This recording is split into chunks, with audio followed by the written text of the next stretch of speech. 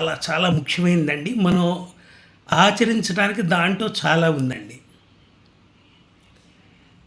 మన అదృష్టం, మన బాగు, మన మంచి ఎక్కడైతే ఉందో దాన్ని గుర్తించగలగటమే లక్ష్మి.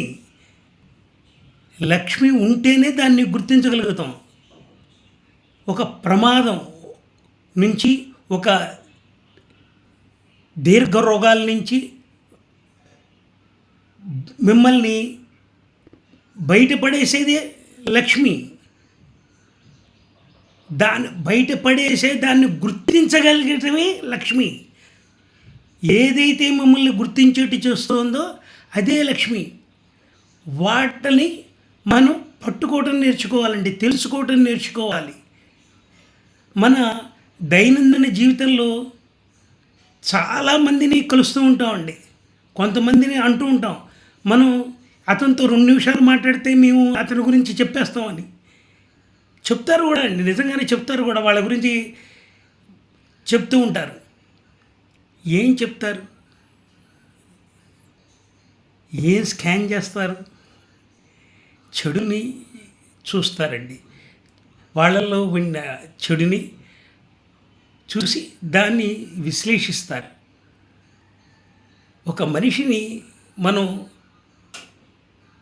చదువుతున్నాము అంటే ఖచ్చితంగా వాళ్ళల్లో ఉన్న చెడునే చూస్తామండి. ఎందుకంటే భగవంతుడు మనం ఆపదల నుంచి రక్షించుకోవడానికి వీలుగా చెడుని గుర్తించటం తొందరగా నేర్చుకునేట్టుగా చేశారండి. అందుకే మనకి చాలా తక్కువ అభ్యాసంతో చెడు మనకి తెలుస్తుందండి.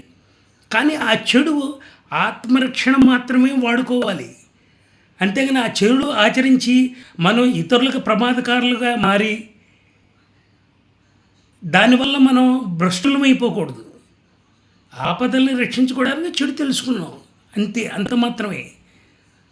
ఆ తెలుసుకునేట్టు చేసేదే లక్ష్మి. ఆపదలు నీకు రాకుండా రక్షించేదే, రక్షించుకునేట్టు నువ్వు చేయటమే, నిన్ను ఆ దోవలో నడిపించేదే లక్ష్మి. ఇంకొకటి ఉందండి, మనం ఇది పూర్తిగా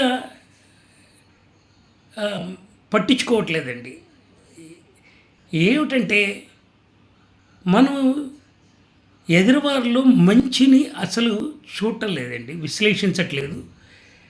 నేను ఇందాక చెప్పా కదా, చెడు చూడటం దేవుడు ఇచ్చిన వరం, అందుకని తొందరగా వస్తుందని. మంచిని మాత్రం